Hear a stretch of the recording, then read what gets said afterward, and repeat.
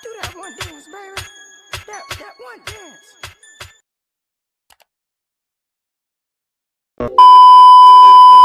Halo teman-teman, perkenalkan nama saya Bagi Safiani. Saya mahasiswi semester 6 Bimbingan dan Konseling Universitas Indraprasta PGRI. Sebelumnya kalian tahu nggak sih bimbingan konseling itu apa? Nih, saya kasih tahu ya. Bimbingan konseling itu suatu proses pemberian bantuan dan layanan dari konselor kepada klien yang bermasalah secara sistematis dan terus-menerus. Nah, di dalam bimbingan dan konseling itu memiliki beberapa pendekatan. Salah satunya pendekatan client-centered. Kalian udah pada tahu belum ini pendekatan apa? Lalu, siapa sih penemu teori ini? Belum pada tahu kan pastinya? Nah, ini dia penemunya Carl R. Rogers yang biasa kita sebut Carl Rogers. Beliau lahir 8 Januari 1902 di Oak Park, Illinois, kota Chicago. Dan beliau wafat 4 Februari 1987 di San Diego, California, Amerika Serikat.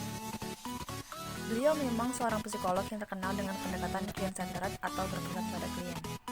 Nah, berikut ini adalah konsep dasar pendekatan client-centered, yang dimana teori ini sering dikenal sebagai teori non-direktif atau berpusat pada pribadi.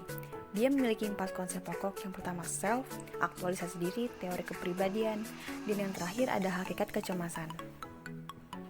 Nah, selanjutnya itu ada ciri-ciri dari pendekatan ini. Yang pertama, klien dapat bertanggung jawab, yang dimana memiliki kesanggupan dalam memecahkan masalah dan memiliki perilaku yang dianggap pantas bagi dirinya.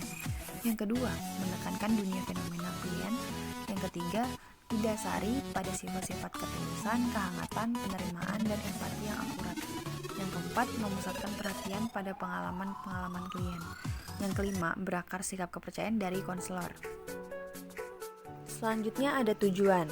Yang pertama yaitu keterbukaan pada pengalaman. Pengalaman menyiratkan menjadi lebih sadar terhadap kenyataan sebagaimana kenyataan itu hadir di luar dirinya. Yang kedua, kepercayaan pada organisme sendiri. Dengan meningkatkan keterbukaan klien terhadap pengalaman-pengalamannya sendiri, kepercayaan klien terhadap dirinya sendiri pun mulai timbul. Yang ketiga, kesediaan untuk menjadi satu proses. Yang keempat, menciptakan suasana yang kondusif bagi klien. Yang kelima, membantu klien agar dapat bergerak ke arah keterbukaan. Yang keenam, tempat evaluasi internal, yaitu berkaitan dengan kepercayaan diri. Yang ketujuh, menyediakan iklim yang aman dan percaya dalam pengaturan konseling. Yang kedelapan, konseling cenderung untuk bergerak ke arah lebih terbuka. Yang kesembilan, mampu memandirikan klien dalam mengatasi permasalahannya, serta membantu klien untuk mencapai perkembangan yang optimal dalam hidupnya. Nah, selanjutnya di sini ada peran dan fungsi konselor. Peran konselor di sini hanya berperan sebagai pendorong dan pencipta situasi yang memungkinkan klien untuk bisa berkembang sendiri.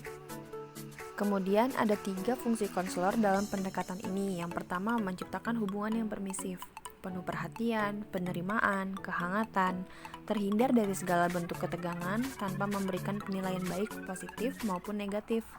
Yang kedua, mendorong pertumbuhan pribadi, proses untuk membantu pertumbuhan dan pengembangan pribadi klien menjadi lebih baik lagi.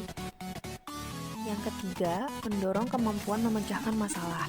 Dalam konseling non-direktif, konselor berfungsi dalam membantu klien agar ia mengembangkan kemampuan untuk memecahkan masalah.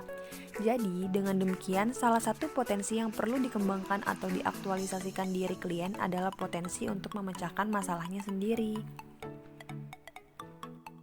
Sekian dulu ya penjelasannya, semoga bermanfaat. Jangan lupa di like dan di subscribe, dan tungguin video selanjutnya. Terima kasih.